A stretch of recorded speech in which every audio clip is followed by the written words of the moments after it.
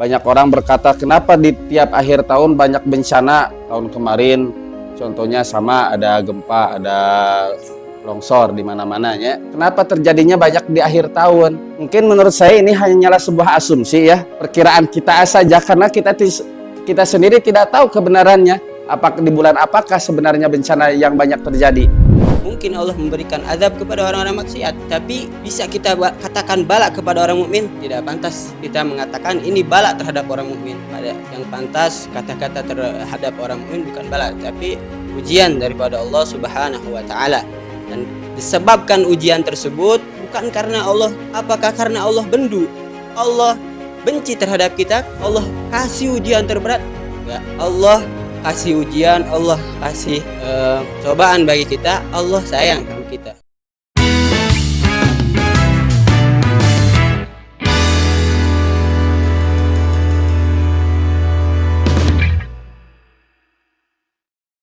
Assalamualaikum warahmatullahi wabarakatuh.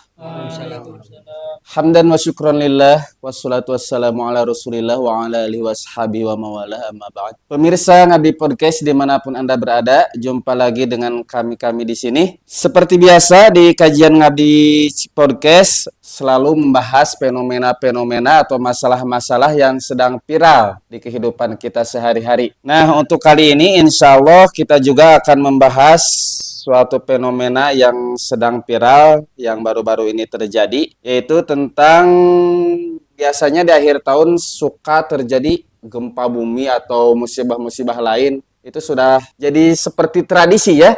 Di akhir tahun suka ada fenomena-fenomena atau bencana-bencana alam menjelang pergantian tahun. Kita di sini akan sedikit membahas mengenai fenomena tersebut melalui sudut pandang agama Islam. Yang insya Allah untuk kajian kali ini kita awali dengan pemateri Ustadz Aan. Silahkan untuk memaparkan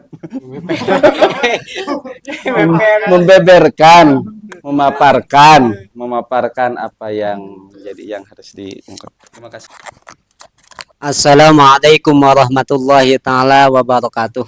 Waalaikumsalam warahmatullahi wabarakatuh. Alhamdulillah wassalatu wassalamu ala Rasulillah wa ala alihi wa sahbihi wa mawalah. Amma ba'd, fa ya ayyuhal hadirun ittaqullaha haqqa tuqatih wa la tamutunna illa wa antum muslimun. Amma ba'd, puja dan puji kita haturkan kepada Ilahi Rabbi. Salawat beserta salam tetap tercurah limpahkan kita kepada junjungan alam yakni Habibana wa Nabiyana Muhammad sallallahu alaihi wasallam.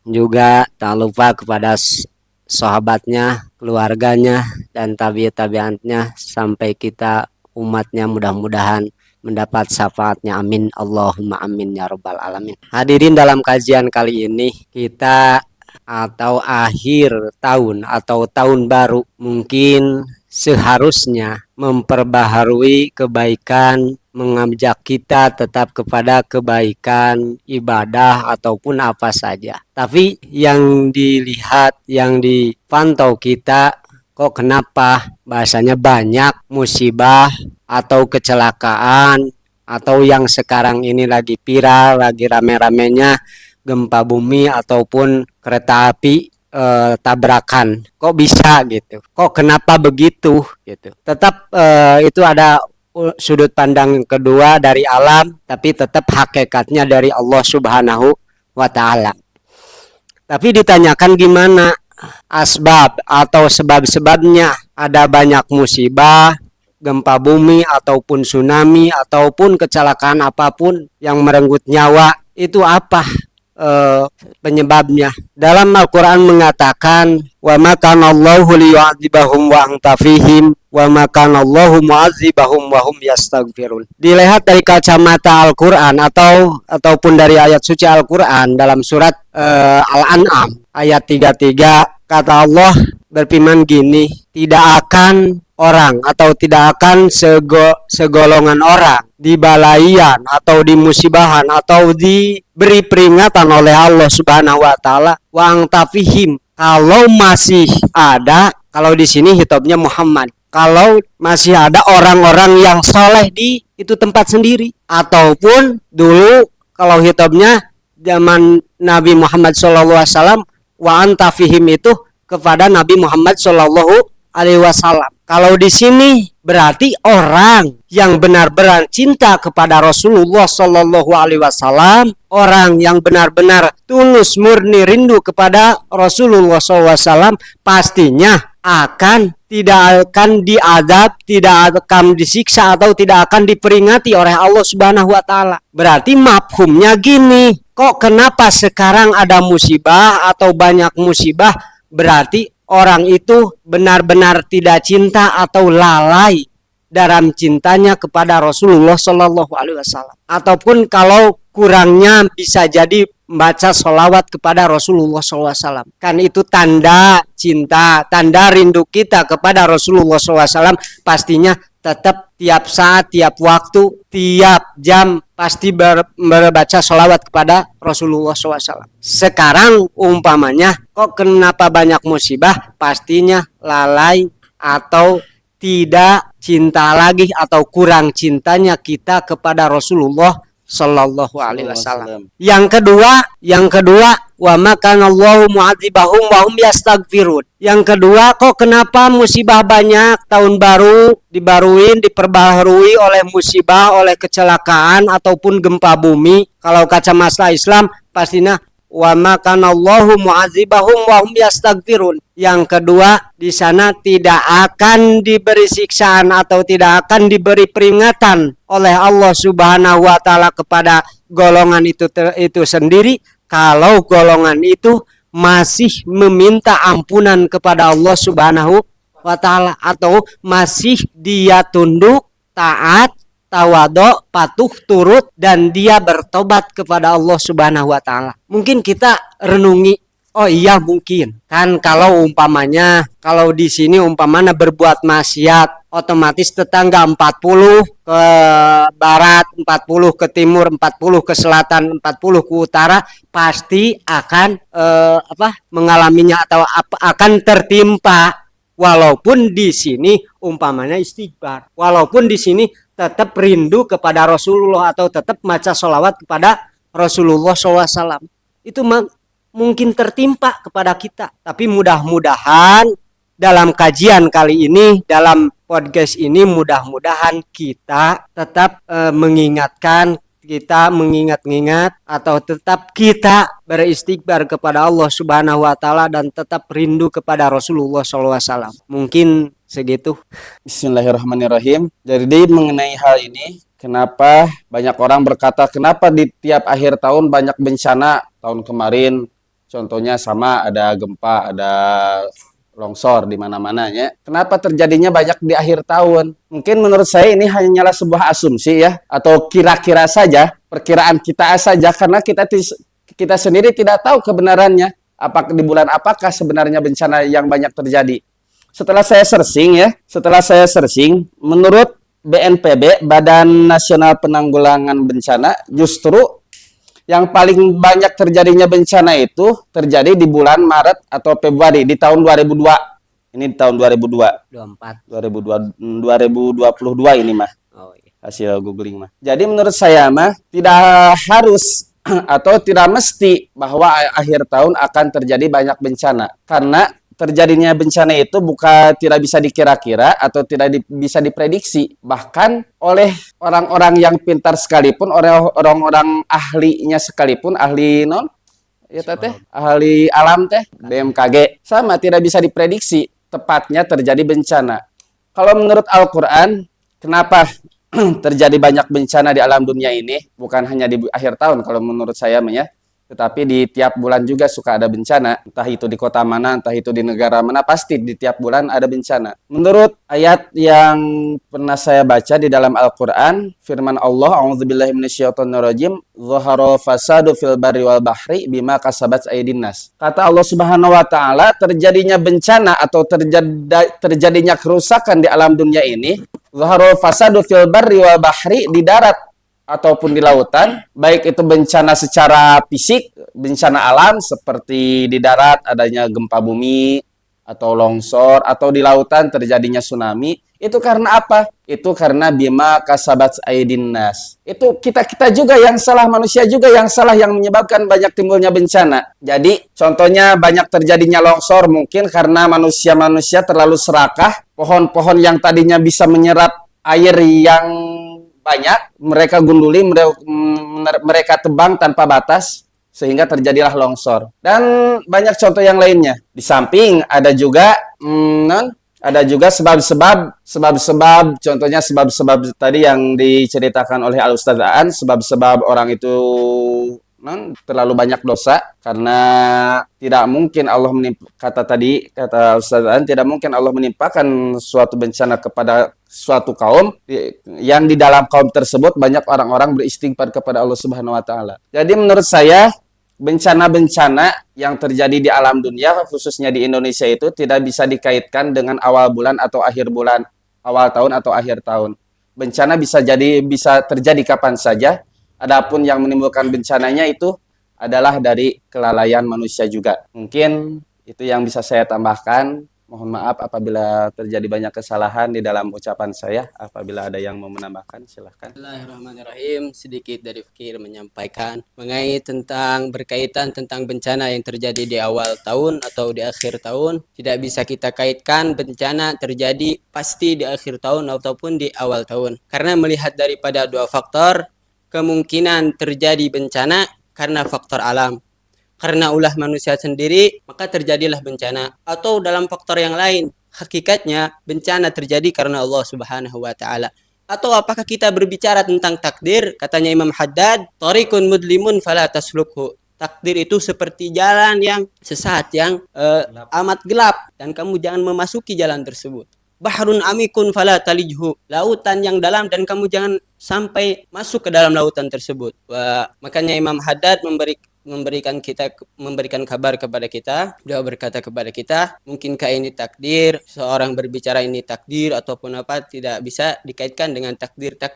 Karena berbicara tentang takdir, oh ini takdir terjadi di awal tahun ataupun di akhir tahun, tidak bisa. Karena seseorang berbicara takdir, seseorang bisa berkata takdir setelah seseorang itu melakukan suatu perkara tersebut. Apakah kita sebelum melakukan perkara tersebut tahu takdir tersebut akan terjadi? Tidak. Nah, berbicara tentang faktor alam, beliau menyampaikan bahwasannya jikalau hati kita penuh cinta kepada Rasulullah, cinta kepada Allah, ibadah kepada Allah, apakah suatu kaum, suatu daerah tersebut adanya satu orang soleh dan semua di daerah tersebut bermaksiat kepada Allah akan selamat satu orang soleh tersebut karena adanya orang soleh tersebut? Enggak. Bala itu menyeluruh. Walaupun ada orang soleh tersebut, tetapi orang soleh tersebut diam terhadap maksiat, diam terhadap mungkarat, diam terhadap dolalat, apakah akan terselamatkan daerah tersebut? Tidak menjamin daerah tersebut karena ada satu orang soleh tersebut bisa menahan bala yang diturunkan oleh Allah. Tidak. Dan bala tentunya menyeluruh di suatu kaum tersebut. Tidak disyaratkan harus ini, harus itu, tidak. Karena Allah memberikan Allah memberikan ujian, Allah memberikan azab. Mungkin Allah memberikan azab kepada orang-orang maksiat, tapi bisa kita katakan bala kepada orang mukmin? Tidak pantas kita mengatakan ini bala terhadap orang mukmin. Pada yang pantas kata-kata terhadap orang mukmin bukan bala, tapi ujian daripada Allah Subhanahu wa taala. Dan disebabkan ujian tersebut bukan karena Allah, apakah karena Allah Allah benci terhadap kita, Allah kasih ujian terberat? Enggak. Allah kasih ujian, Allah kasih cobaan bagi kita, Allah sayang sama kita. Suatu contoh, ada orang sakit tersebut, kalau kita kasih makan yang enak-enak, apa orang sakit tersebut merasakan hal-hal yang enak tersebut? Tidak. Tetapi orang sakit tersebut harus dikasih obat, padahal obat itu pahit. Tahu orang sakit itu obat itu pahit. Begitu juga Allah kasih nikmat kepada kita, tidak semudah mungkin mulus terus nikmatnya. Allah kasih ujian untuk menaikkan derajat seseorang yang Allah cintai. Bahkan menjadi pertanyaan bagi kita ketika perjalanan hidup suatu negara mulus, damai, santai. Nah, boleh jadi ini adalah istidraj. Istidraj itu tingkat di mana Allah itu cuek bebek kepada kita. Mau kita maksiat, mau kita ibadah, terserah. Nah, itu mungkin itu istidraj daripada Allah. Nah, itu mungkin berkaitan daripada musibah-musibah yang terjadi di awal tahun ataupun di akhir tahun, mungkin kita sebagai orang Islam, sebagai orang mukmin melihat terjadinya maksiat di mana-mana di akhir tahun bisa disebabkan oleh itu dan bisa disebabkan oleh faktor alam yang mungkin manusia sendiri, ulah manusia sendiri. Itu mungkin daripada Kir yang bisa sedikit yang bisa disampaikan. Assalamualaikum warahmatullahi wabarakatuh. Di samping itu kan dunia itu udah tua ya. Dunia itu udah tua. Bongkok ngaronyo. Iya. Waktu Nabi diutus saja, waktu Nabi Muhammad masih hidup saja, Allah itu menyerupakan dunia itu seperti nenek-nenek yang sudah tua renta. Apalagi sekarang, namanya orang tua itu penyakitan, banyak penyakitnya, muntah-muntahan lah, berak di mana saja. Ya begitu juga dunia mungkin. Jadi banyaknya bencana ini dunia sudah tua. Rempon. Ya intinya mas, semua ini tidak lepas dari takdir Allah Subhanahu wa taala. Mungkin menambahkan atau menyimpulkan atau mungkin menyimpulkan. Ada ujian, ada peringatan. Berarti ada ujian itu ujian manis, ujian pahit. Contoh umpamanya ujian manis, kita diberikan apa fasilitas segala mungkin sebanyak mungkin, dunia mewah megah ataupun harta berlimpah ataupun mobil mengkilat sedemikian banyak ataupun istri cantik glowing bisa jadi gitu.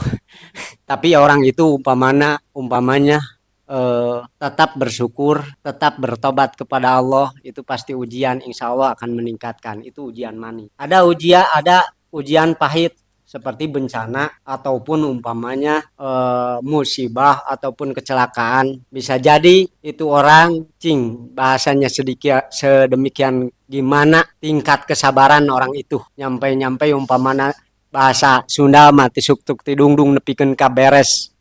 Sagala rupana bahasana kuat gitu. Eueuhna teu ngeuleuweuh, naon peurihna teu jerih boborok kitu, pati oge atawa maot oge bakal kasorang intina malamun eta bahasa Sunda mah kitu. Tah eta. Anu kadua ada peringatan, otomatis peringatan berarti kepada orang yang lalai kepada Allah Subhanahu wa taala atau tidak cinta kepada Rasulullah SAW. Diberi peringatan sama, ada yang manis, ada yang pahit. Umpamanya manisnya gini, segala fasilitas banyak diberi apa-apapun, tapi dia tidak beribadah, tidak apapun. Tadi kata si Akang ieu bahasana Allah itu cuek bebek kepada yang gitu, yang itu diantep we atau diantar sedemikian mungkin. Silakan banyak, tapi nanti gitu. Atau mudah-mudahan dia insaf atau sadar gitu, beri peringatan.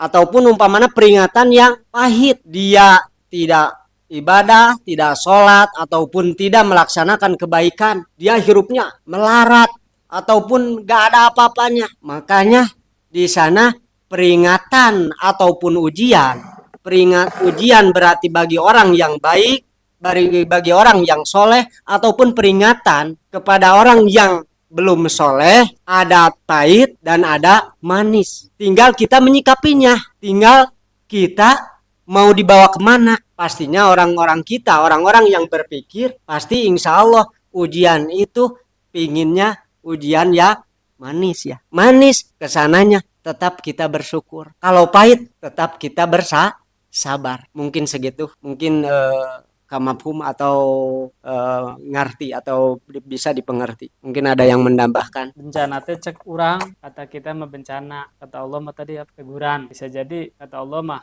ungkapan kasih sayang. Teguran itu sama dengan sayang. Jika anak kita sakit, kemudian dia minta es, kemudian gak boleh minum es, sebenarnya kan bukan gak boleh karena kita sayang. Atau anaknya sakit panas, terus kita paksa suruh minum obat pahit, kalau menurut anaknya jahat banget, kalau kata orang tuanya saking sayangnya. Sebenarnya beda sudut pandang aja. Bisa jadi orang yang ngata-ngatain kita, jelek-jelekin kita, bisa jadi mereka tujuannya baik.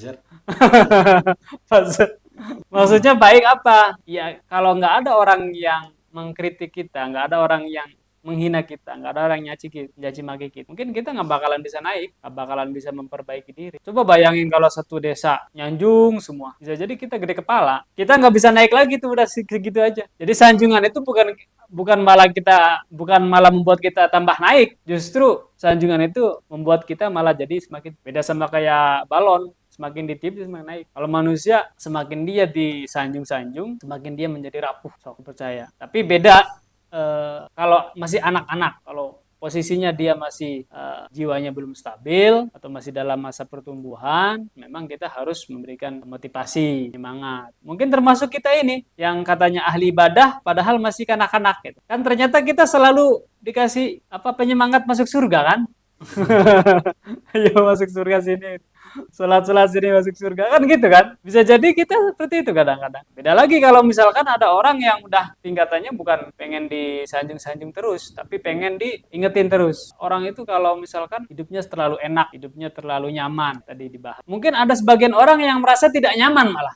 Jangan-jangan kita ini terlena, ternyata terlena menikmati dunia kan. Padahal dunia yang sedang kita jalani ini hanyalah, sering kita dengar, fata morgana, atau kita istilahkan hanyalah persinggahan sementara. Nah, kalau kita terlena di dalamnya, kita terlalu nyaman, terlalu nyantai, terlalu enak, terlalu nikmat, oh ternyata mungkin sebenarnya salah. Makanya ada kalimat ad-dunya sijnul mu'min wa jannatul kafir. Itu kan sebenarnya beda sudut pandang aja gitu. Tergantung kita ini dalam di posisi yang mana, apakah kita kekanak-kanakan yang selalu pengen enak, ya ini fakta aja gitu. Mana ada anak-anak dikasih yang nggak enak, misalkan dikasih yang pahit-pahit, yang berbahaya, yang berat. Tapi orang yang tingkatannya udah di atas levelnya, artinya bukan anak-anak lagi, dia ingin selalu diberikan tugas yang berat. Ini juga yang menjadi masalah. Tapi jangan sampai kita punya pikiran pengen diuji Allah. Sombong. Bahaya banget itu. Enggak, gini, pada suatu hari mungkin yang kalau kita hidup tuh terlalu stabil, stagnan, diem, kadang-kadang memang perlu ada namanya gelombang, ada naik turun, up down, itu enak banget. Nah, ini mulai ada istilahnya kekurang ajaran gitu. Coba sih kasih masalah dikit gitu. Nantang katanya. Kamu nantang katanya. Ternyata kamu dikasih masalah segini aja udah mewek-mewek gitu. Jadi jangan pernah nantang Allah supaya dikasih cobaan gitu. Jangan pernah nantang Allah pengen dikasih ujian. Ya itu rumusnya tadi. Kita harus selalu belajar bersyukur ketika kita diberi nikmat. Jangan sampai lalai. Dan ketika kita diberikan cobaan, kita harus bersabar. Hanya dua itu. Nah, nggak ada yang stabil aja. Nggak ada. Tapi memang yang paling sulit adalah untuk belajar bersyukur itu. Kalau belajar bersabar, masih ada kemungkinan 80% kita bisa sukses. Ya, orang sabar kan hanya nahan. Banyak nggak orang yang kuat nahan? Nanti makanya maghrib, kuat kan? Nanti beli baju barunya lebaran, kuat. Nanti jalan-jalannya kalau lulus, kuat banyak. Tapi sangat sedikit sekali orang yang belajar bersyukur, orang yang bisa bersyukur. Kenapa? Karena kenikmatan itu ya melupakan. Kita gampang banget terbuai, seolah-olah I am the greatest gitu. Saya paling hebat, saya paling sukses. Kalau udah dalam tahapan ini, dia bukan hanya lupa kepada Allah, tetapi lupa diri. Kalau lupa Allah mah udah mungkin ya hampir semua orang juga mungkin lupa Allah. Tapi kalau udah lupa diri ini, dia bisa menuhankan dirinya. Udah lupa Allah, lupa Tuhan, ya, lupa diri, akhirnya mengangkat dirinya jadi Tuhan. Ini kan berbahaya ini. Kenapa orang bisa sampai menjadikan dirinya sebagai Tuhan? Karena dia terlalu nyaman. Dia terlalu merasa terlalu hebat. Segala sesuatu pengen apa aja bisa. Pengen cewek cantik, gampang. Pengen rumah, pengen mobil. Wah, tinggal tunjuk. Orang duitnya triliunan misalkan gitu. Nah, berbahayanya justru di sini. Kalau orang selalu tiap hari diberikan prihatinan, mau makan aja susah, ya Allah, sering kan jualannya nggak laku-laku, ya Allah, kita sering menyebut Tuhan gitu. Tapi ketika kita enak hidupnya, boro-boro kita kadang-kadang aing ya gitu kan gitu ya, sana si Allah deh gitu disebutkan, bukan ya Allah lagi, tapi saya ya, saya mah tuh usaha nih dari jualan gini itu. Nah, mulai dari sini kita bisa memahami bahwa ketika kita dalam satu contoh tadi akhir tahun, kita mungkin perlu sih istilahnya memberikan reward kepada diri kita sendiri bahwa kita sudah ini. Tetapi banyak yang lupa bahwa akhir tahun atau akhir dari sebuah masa itu bukanlah itu, tapi harusnya introspeksi. Kita ketika beres melakukan sesuatu, apakah kita penting untuk harus selalu merayakannya? Bukankah kita harus selalu introspeksi? Nanti pada akhirnya kita di kemudian hari pun, ketika kita sudah mati, ketika kita sudah tidak ada di dunia ini, dan di akhirat itu kita akan diintrospeksi, kita akan dimintai itu, akan dihisab itu. Nah ini, yang lupa itu. Kita terlalu berhura-hura, wah pokoknya akhir tahun lah, seolah-olah segalanya halal. Gitu. Ya kan? Padahal di akhir tahun itu harusnya kita merenung, oh dari ini yang saya lakukan ini, oh kesalahannya ini, oh ini. Harusnya momen akhir tahun itu kita manfaatkan untuk mengkoreksi diri, memperbaiki diri, muhasabah. Nah, dalam Islam pun sama, ada tutup buku. Kalau tutup buku kan biasanya kita melakukan apa? Ya, yasinan, terus katanya salat Syaban. Ya, tradisi Islam sebenarnya udah baik gitu. Nah, kenapa orang Islam kok malah ikut-ikutan ketika akhir tahun kok kadang-kadang mereka terlena. Ah, udah televisi, wah konser ini dan itu. Ya nggak apa-apa, konser nggak ada yang salah. Cuman alangkah baiknya kalau kita lebih mengoreksi muhasabah. Jadi kata Allah teh, mana harusnya nanti muhasabah ya. Emang lu dari awal sampai akhir udah bener. Yeah. Lamun Allah ngomong teh kedana gitu. Ternyata sukses juga belum. Misalkan istilahnya berhasil juga enggak, kok malah berpoya-poya kan gitu. Ya udah nih. Nah gitu. Logika manusianya seperti itu. Oke. Atau kita punya karyawan lah. Ya, mau lebaran memang sih berhak dia untuk misalkan. Tapi kan setidaknya sebagai karyawan dia harus mempertanggungjawabkan, ya. Nih pembukuannya nih, bulan ini segini, ini gini. Enak kan? Ini belum juga pembukuan, belum juga koreksi, udah langsung jalan-jalan. Kurang ajar kan? Nah itulah. Jadi mungkin kita kurang adab aja, kurang sopan santun kepada Allah. Ya, mungkin hanya itu aja teman. Kalau masalah terjadi kecelakaan, human error tadi kan udah dibahas. Kita mungkin itu juga sebagai koreksi untuk bagian perkereta apian bahwa ada yang miss, ada yang harus diperbaiki. Kalau nggak kejadian gitu mungkin nggak diperbaiki, biasa-biasa aja gitu. Berarti mungkin harus ditingkatkan lagi nih. Jadi setiap sesuatu yang terjadi, apapun itu bentuknya, entah itu yang menyenangkan, apalagi yang tidak menyenangkan, pada akhirnya akan ada hikmah, akan ada pelajaran yang bisa kita ambil. Jangan selalu kita mengatakan, wah ini bencana dari Allah, kereta api ini tabrakan, itu karena orang, ya kita ambil hikmahnya aja. Berarti ada sesuatu yang harus diperbaiki oleh mereka. Begitupun dengan diri kita gitu.